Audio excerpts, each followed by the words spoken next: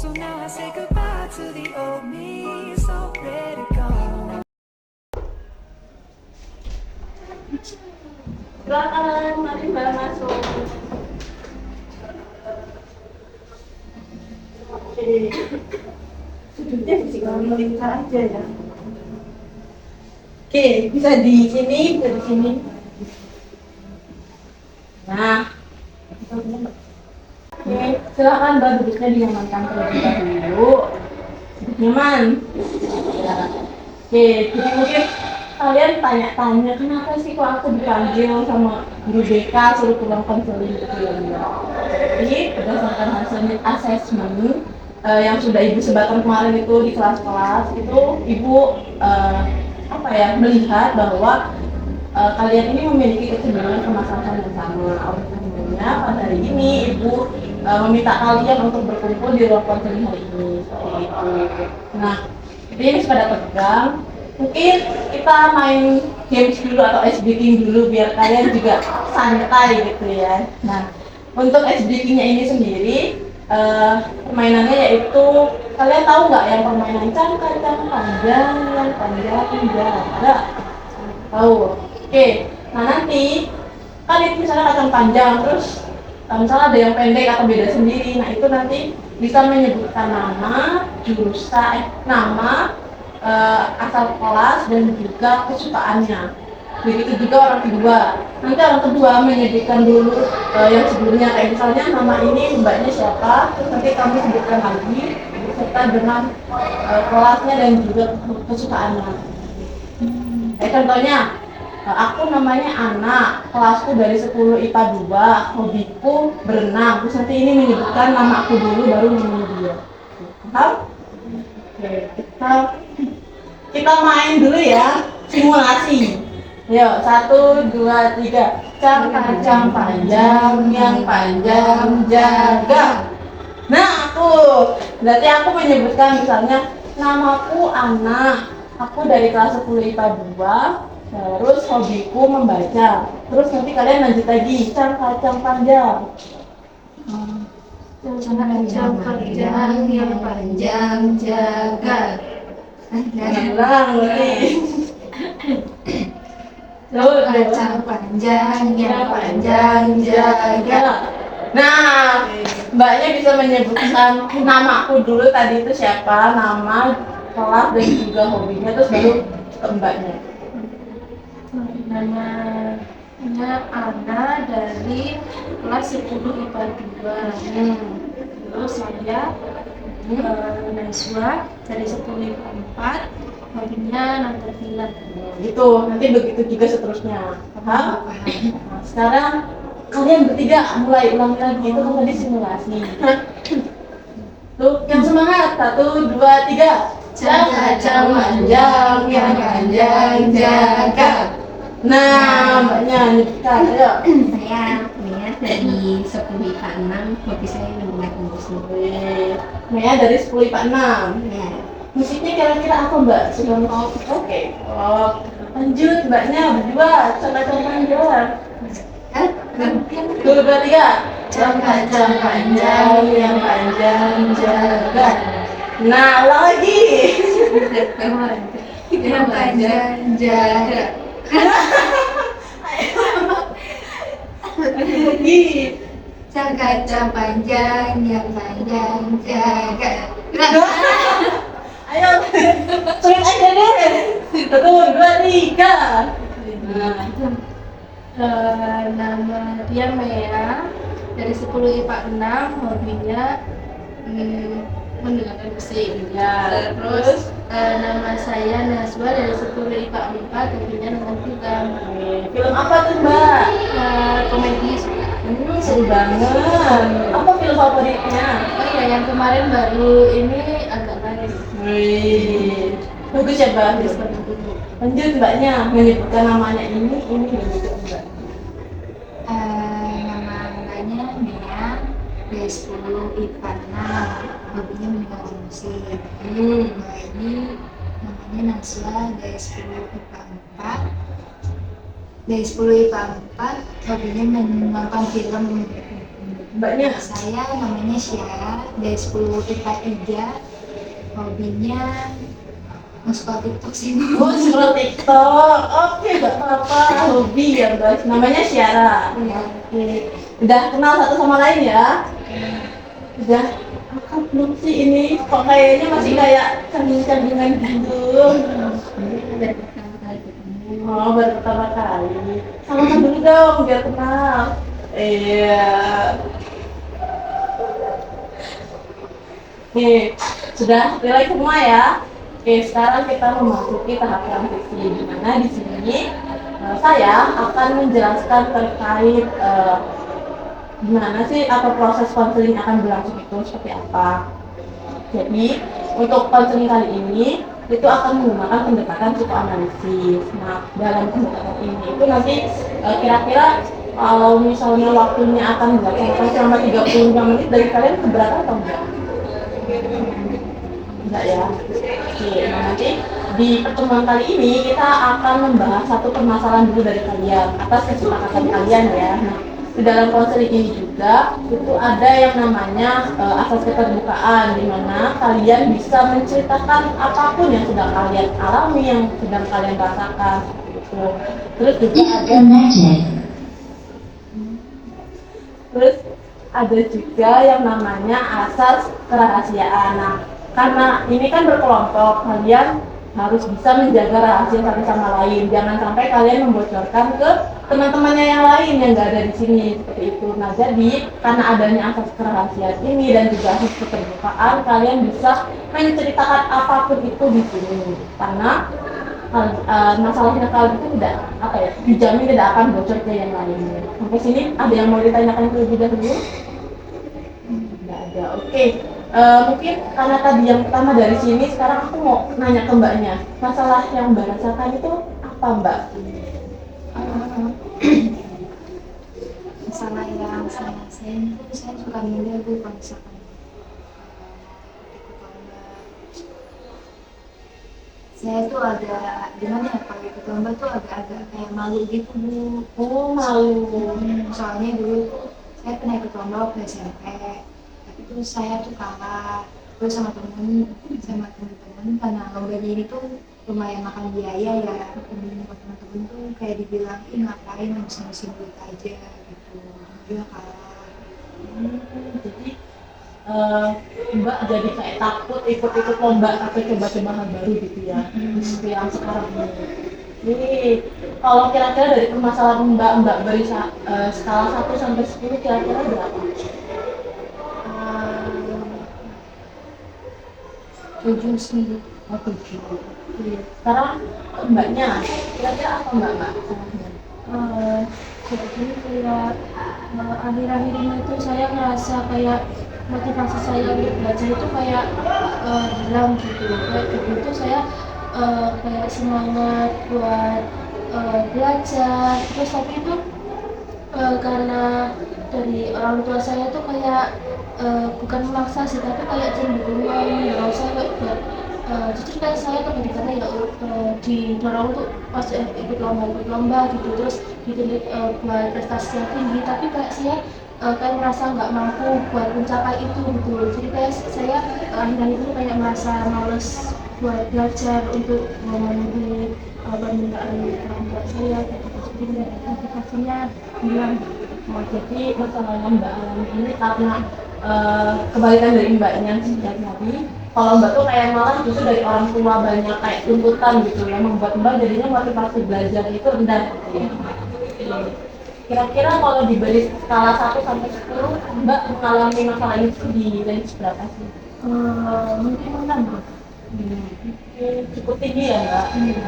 Nah, mbaknya sekarang prestasi belajar. Oh, kalau saya itu prestasi belajar kayak saya itu kayak menurun gara-gara kayak males akhir-akhir ini, terus kayak nggak ada motivasi gitu.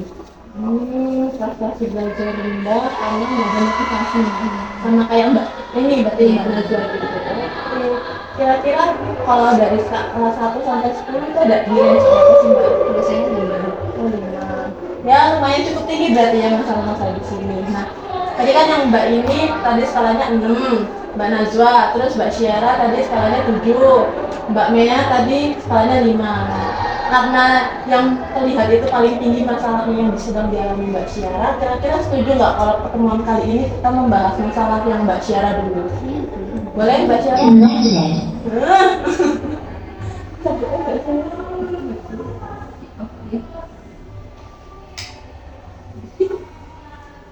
Oke. Jadi untuk pertemuan kali ini kita akan membahas masalahnya Mbak Syara dulu. Nah nanti untuk pertemuan berikutnya membahas masalahnya Mbak Najwa, baru Mbak Mea, seperti itu ya. Oke, mungkin Mbak bisa dijelaskan lebih apa ya, lebih rinci lagi kayak masalah yang Mbak alami atau yang Mbak rasakan terkait masalah yang Mbak sebutkan tadi itu seperti apa? Jadi itu saya kan itu waktu SMP sempat ikut lomba silat. Nah itu kan makan biaya ya, kayak buat lombanya aja buat daftar 200.000. Terus kayak buat itu lomba kan beberapa hari, terus uang buat kesananya, uang jajan segala macam. Itu terus ternyata pas saya udah mau tanggung tuh apa namanya, saya tuh ada kayak masalah gitu. Akhirnya saya harus walk out dari pertandingan. Gitu. Terus habis itu saya jadinya itu sebenarnya nggak cuma sama teman-teman saya tapi sama orang tua saya juga, kayak udah nggak usah ikut-ikut lomba lagi gitu, ngapain apa udah keluar uang banyak tapi ujung-ujungnya kalah kayak gitu. Berarti istilahnya Mbak sudah mengeluarkan effort yang besar gitu ya Mbak untuk misalnya latihan, terus juga biaya pendaftaran lombanya juga nggak murah gitu ya Mbak. Terus ternyata kok nggak sesuai dengan apa yang diinginkan atau diharapkan gitu ya. Oke.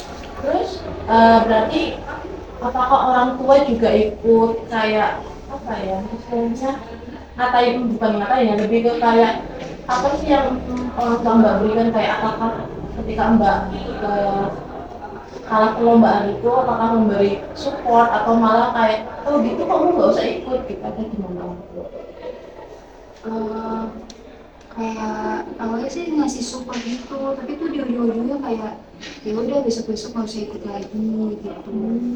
Jadi saya juga nggak tahu sebenarnya support tuh sebenarnya tuh nggak support atau malah enggak. Jadi saya nggak berani buat minta bilang mau ikut lomba lagi.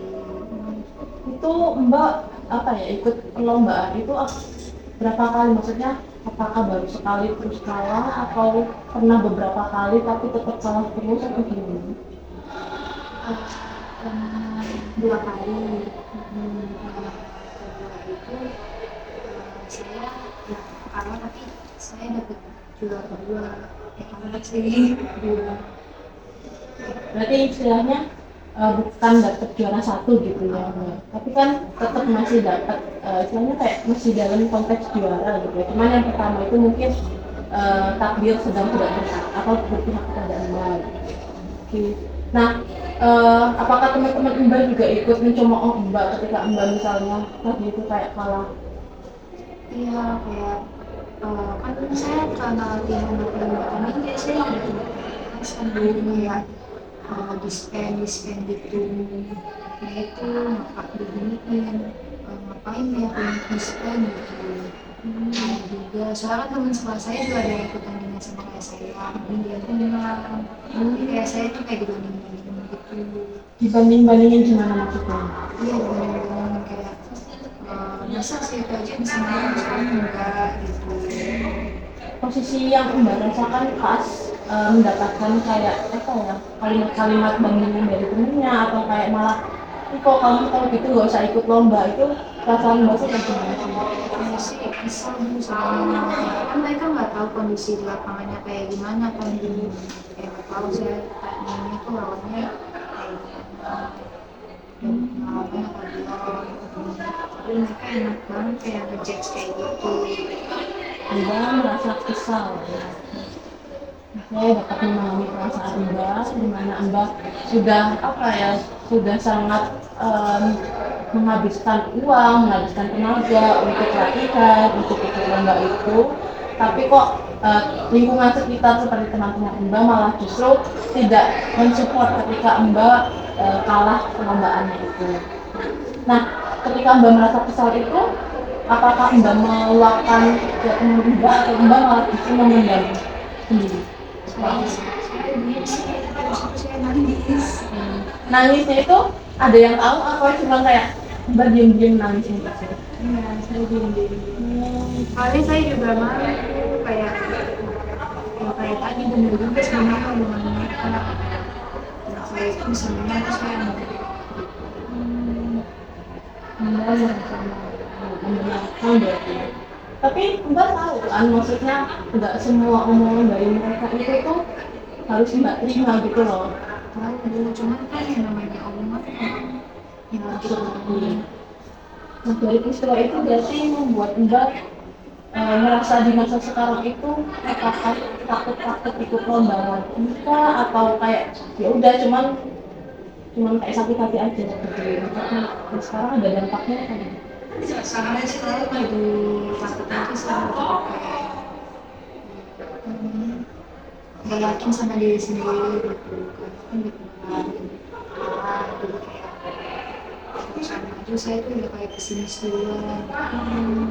Tapi Mbak pernah coba nggak buat ikut lomba lagi di sekarang ini? Karena tapi di bidang Itu juara atau enggak? itu enggak. Gak apa-apa. Tapi setidaknya Mbak sudah mencoba untuk melawan rasa takut Mbak itu.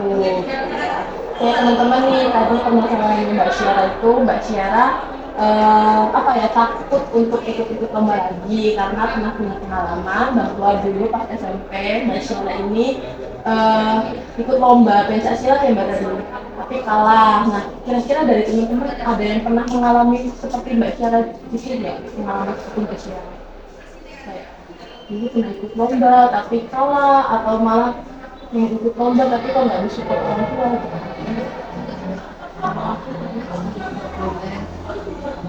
Sih pernah ikut lomba terus dari kelas dan kayak ya udah itu termasuk ke pengalaman gitu nggak yang benar ini. Itu pas Mbak apa SMP atau SD? SMP Tapi orang tua support. dan itu pakai sampai pengalaman gitu. Oke, berarti Mbak juga pernah mengalami kegagalan ya. Tapi Mbak dari kegagalan itu Mbak merasa takut untuk coba lagi atau enggak? Mbak ikut lagi lomba? Enggak sih, kayak saya malah pengen kayak nyoba lomba yang lain terus kita tahu coba lagi coba lagi. Oke, bagus berarti ya Mbak ini walaupun pernah mengalami kegagalan, tapi Mbak menjadikan kegagalan itu bukan untuk hal yang traumatis, tapi malah menjadi motivasi gitu ya Mbak. Kalau Mbak, Mbak juga pernah mengalami itu Mbak?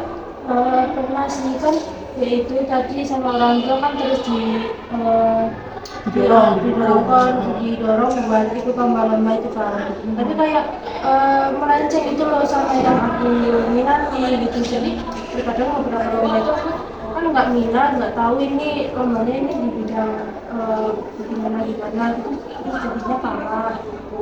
Terus sama orang tua itu tetap dipaksa harus ikut ini, harus ikut itu gitu, kayak udah bilang aku bidangnya bukan di sini gitu.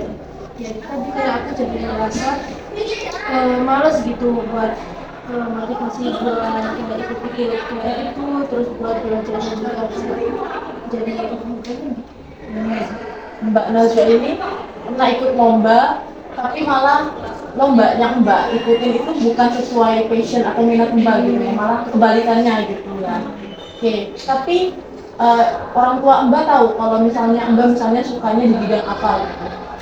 aku udah pernah bilang bidangku minat itu di bidang ini gitu. Jadi kayak mereka itu terus maksa kayak udah ikut ini gitu. Jadi Mbak Najwa udah pernah memberitahu orang tua Mbak, bidang Mbak tuh nggak di sini, Mbak pengennya misalnya bidang A, tapi kok disuruhnya bidang B, tapi orang tua Mbak tetap kayak maksa, udah nggak apa-apa ikut aja. Gitu. Tapi pernah nggak Mbak Najwa ikut lomba yang dimana lombanya itu sesuai dengan bidang Mbak?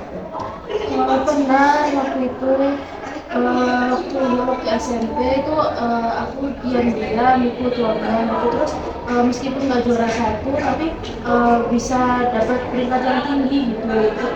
Itu kan jadi kayak semangat buat aku, itu lomba yang aku inginkan gitu, bukan paksaan dari orang lain gitu. Jadi kayak semangatnya itu ada gitu. Tapi kalau yang dipaksa keluar terus dipilihin itu kayak kurang. Males-malesan gitu.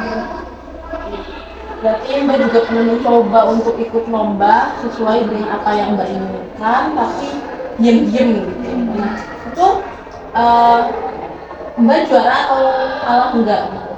Eh, enggak enggak yang juara satu, tapi itu tergolong kayak jajaran semifinalis yang paling tinggi gitu loh.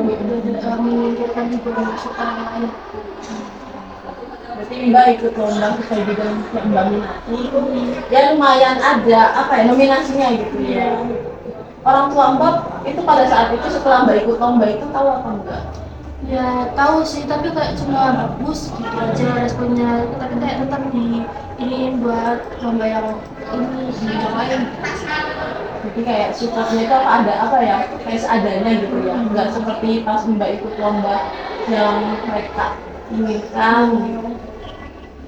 Nah jadi dari sini Mbaknya tadi pernah mengalami kegagalan, tapi malah menjadikan motivasi itu. Terus Mbaknya ini tadi pernah ikut lomba juga, tapi apa ya tidak sesuai dengan yang diminati. Akhirnya kayak apa ya? Kayak istilahnya mungkin aku ikut aja tapi nggak ada untuk bener-bener dari dalam diri gitu ya. Maka Mbak Syara tadi ikut lomba terus kalah, terus malah jadinya membuat Mbak kayak takut gitu kan. Oke. Kira-kira nih dari kan tadi Mbak Syara itu mengalami kalau misalnya kayak aku jadinya takut karena pernah kalah perlombaan.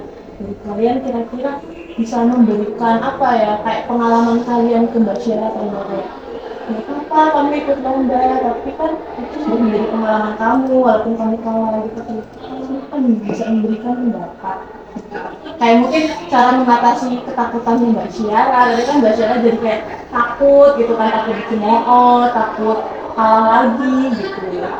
Dan dari Mbaknya silakan memberikan tanggapan. Kalau dari saya tuh menurut saya kayak nggak apa-apa ikut lomba walaupun nggak usah dihindarin aja omongan orang kayak asal ngomong gitu kayak biarin aja gitu yang penting kita tuh udah berani mencoba namanya kayak itu tuh nggak masalah yang penting kan pengalamannya gitu. Ya Mbak Syara katanya membiarkan nggak usah didengerin. Kira-kira Mbak mau ditanya nggak coba ini kayak caranya biar kayak kita tuh bisa melupakan atau tidak mendengarkan omongan-omongan orang lain. Biar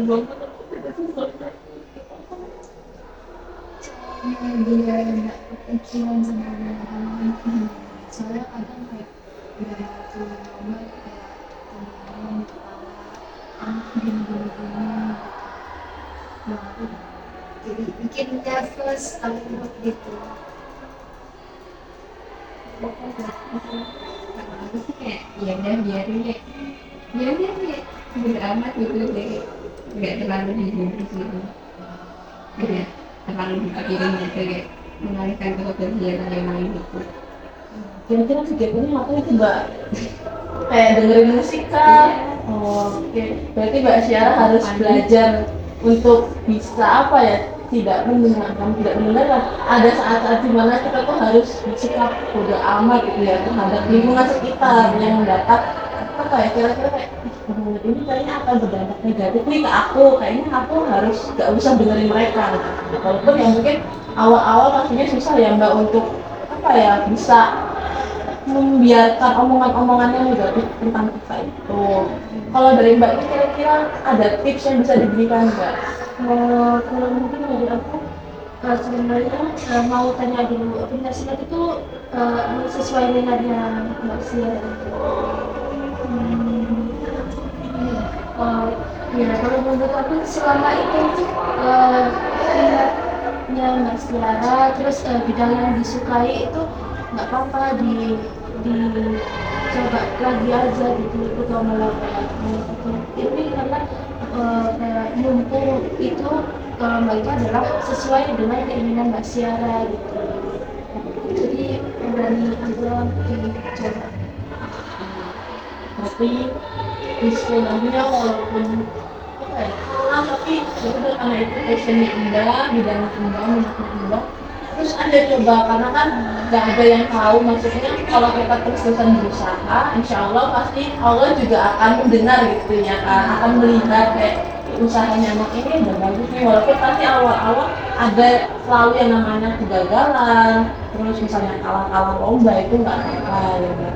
Jadi mungkin di sini ibu sedikit apa ya menyimpulkan dari dari pembahasan yang tadi, kalau misalnya tadi kan Mbak Syara takut ikut lomba karena itu tadi takut cemooh, takut malah kalau gitu kamu gak usah ikut lomba, sok-sokan banget sih ikut lomba gitu. Karena itu Mbak bisa mencoba untuk kayak mulai tidak selalu mendengarkan kata-kata mereka, kayak Mbak cukup fokus ke apa yang ingin Mbak lakukan gitu. Jadi ya udah, aku udah berusaha nih, adapun aku kalah nggak apa-apa, itu kan Mbak sudah mau berusaha, udah mau mencoba. Terus juga tadi dari Mbak Najwa itu menjelaskan kayak ya udah coba terus aja, karena kan itu juga bidang Mbak, siapa tahu suatu hari suatu saat Mbak akan apa ya berhasil mendapatkan juara gitu. Kan sudah sedikit menyimpulkan nih dari yang dibicarakan oleh Mbak Najwa dan juga Mbak Mia, kira-kira dari Mbak Syara itu sendiri gimana sih perasaan Mbak setelah mendengarkan kayak mungkin ya tips and trick dari teman-teman Mbak ini? Saya sih saya senang sih bisa saran. Saya juga senang nggak cuma saya doang yang belajar, karena selama ini kan dari penjelasan saya jadi merasa kayak gagal mulu, aku kayak nggak merasa gagal gitu. Oh iya, aku mau tanya Mbak, saya mau tanya itu tuh teman-teman Mbak itu tuh semua teman-teman Mbak cuma Mbak atau ada beberapa teman mungkin kayak teman dekat yang memberikan hal mereka nggak mau cuma Mbak tapi malah mendukung Mbak gitu. Lagi pertama yang ikut lomba sama saya sih enggak, cuma dia nggak apa-apa kan, mereka juga nggak tahu kan juga belum tentu bisa tapi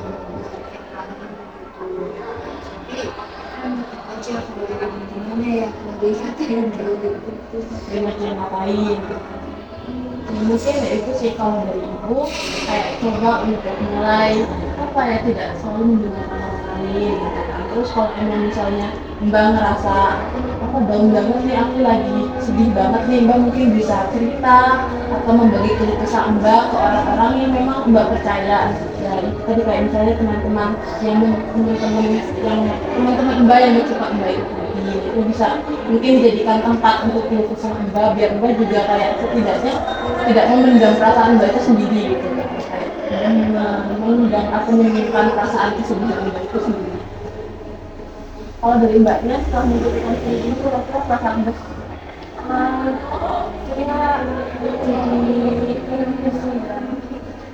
sama Mbak Syara, jadi saya tahu teman-teman saya itu ternyata memiliki masalah yang hampir sama kayak saya, jadi biasanya nggak ada temennya gitu, nggak sendirian gitu masalah. Mbak merasa jadi senasib gitu ya, nggak sendiri aja. Kayak selama ini kan mungkin Mbak mikirnya aku kayaknya mengalami ini tuh cuma sendirian, ternyata dengan ikut konseling ini Mbak jadi punya temen, kayak ternyata aku juga punya temen nih, mungkin nanti suatu hari aku bisa sharing-sharing. Kalau dari Mbak Mia gimana perasaannya? Ternyata ada temennya teman. Oke, mungkin untuk konseling pada pertemuan hari ini dicukupkan dulu sampai di sini. Nanti untuk pertemuan selanjutnya mungkin bisa diadakan di hari yang sama, yaitu di hari Rabu seperti sore ini ya. Jadi hari Rabu jam 3 untuk minggu depan ya. Untuk minggu depan kita akan membahas misalnya Mbak. Sebelum itu kita ini ada ingin bertanya dulu Mbak. Tidak ada. Ibu cukupkan sampai di sini. Terima kasih atas waktunya, atas kesediaan teman-teman untuk datang ke konferensi hari ini. Silahkan Mbak bisa melanjutkan aktivitas berikutnya. Monggo, terima kasih Mbak. Terima kasih banyak.